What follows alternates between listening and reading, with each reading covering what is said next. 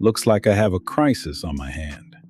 Life has taught me that a crisis rarely announces itself before it arrives.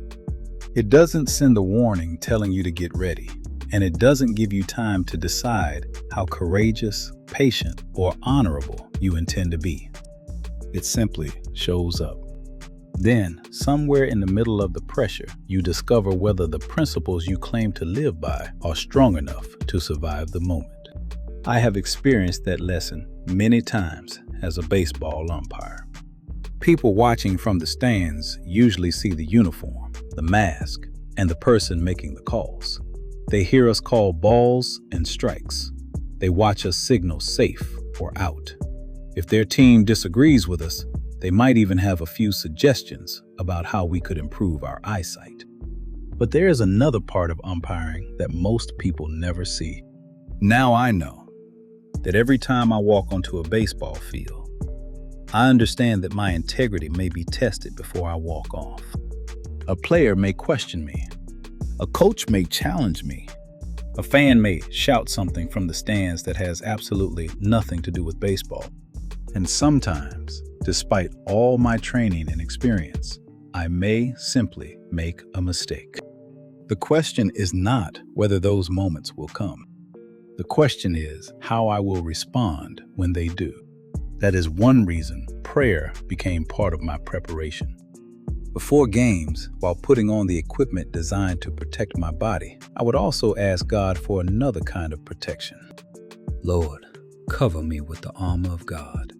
Give me wisdom, patience, self-control, and the courage to do what is right. My mask could protect my face. My chest protector could protect my body. My shin guards could protect my legs. But none of those things could protect my integrity. That responsibility belonged to me. I understood that maintaining integrity meant more than getting every call right.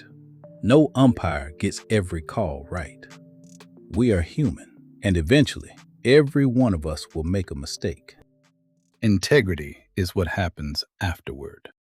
Will I admit that I made a mistake when circumstances allow me to correct it?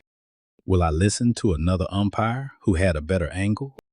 Will I allow my ego to become more important than getting the call right?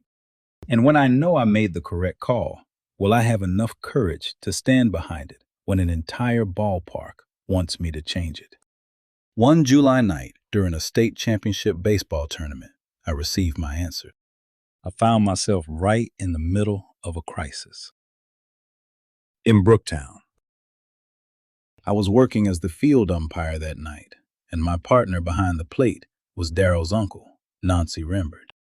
If you knew baseball in that area, you knew about Brooktown.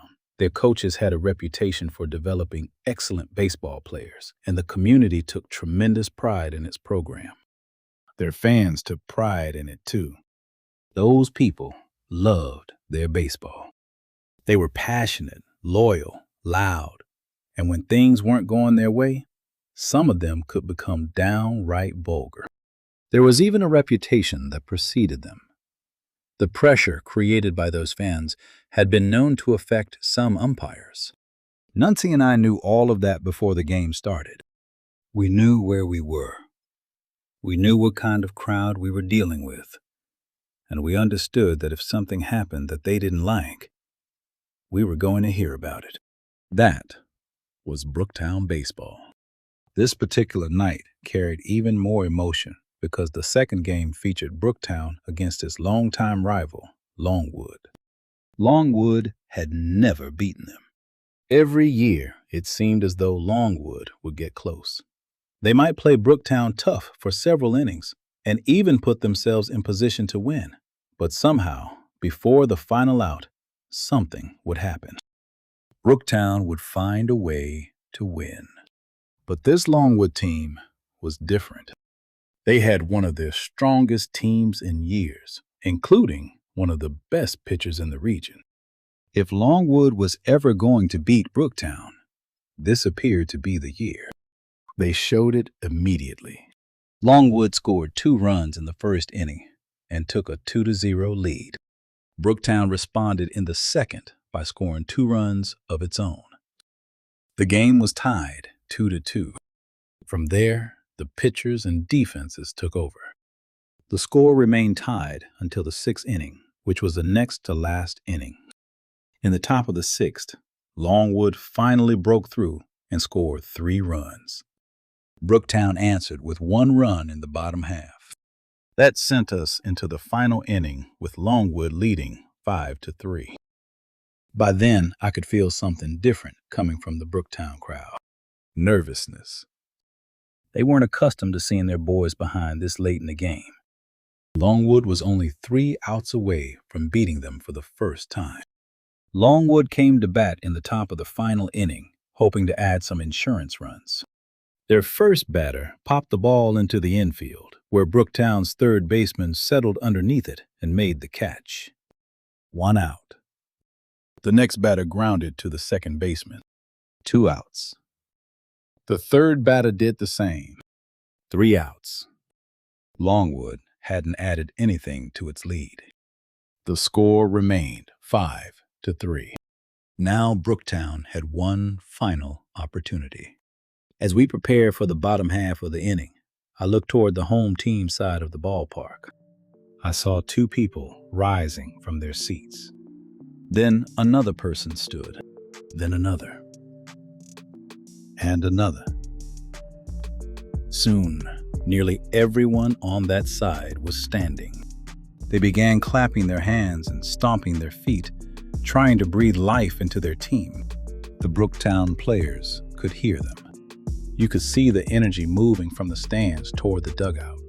Then the crowd started singing the familiar chant from "We Will Rock You." They didn't need any music.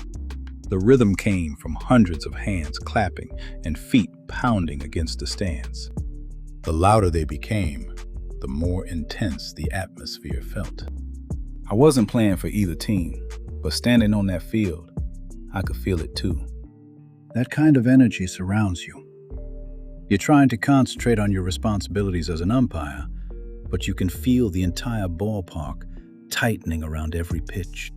Eventually, the crowd settled enough for Brooktown's first batter to step into the box. The pitcher delivered. The batter swung and missed. He swung at the second pitch and missed again. Then he chased the third. Strike 3. 1 out. Brooktown's second batter came to the plate and suffered the same fate. Strike 3. 2 outs. Just like that, Brooktown was down to its final out. The crowd's excitement turned to frustration. Then a voice came booming from the stands. Come on! I know y'all can do better than that! Other fans joined in. Then Brooktown's third batter walked to the plate. The first pitch came. He swung and drove the baseball right back up the middle into center field. Base hit. The crowd exploded.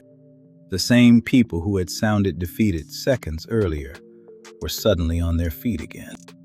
Brooktown was alive. The next batter stepped into the box.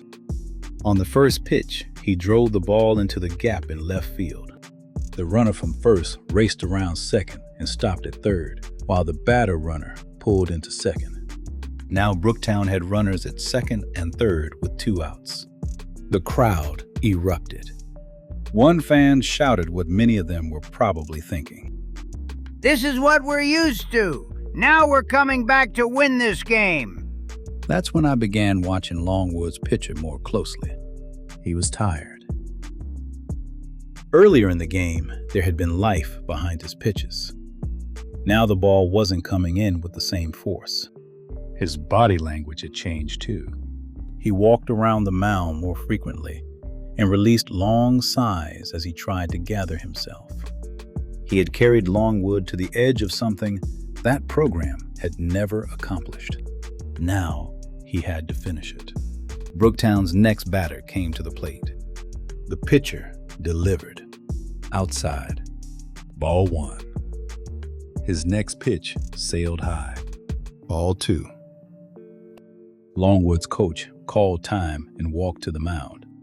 He spoke with his pitcher, trying to settle him down while the Brooktown crowd waited impatiently. When the conversation ended, the coach returned to the dugout.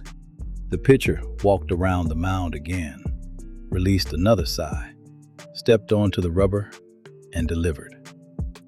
The pitch sailed high. All three. The catcher received the baseball. But instead of throwing it back to the pitcher, he suddenly rose from his crouch and fired toward third base, trying to pick off the runner. The throw was low. The third baseman reached down for it, but the ball ricocheted off his glove and rolled halfway into the outfield. And suddenly, everything broke loose. By then, I could feel something different coming from the Brooktown crowd.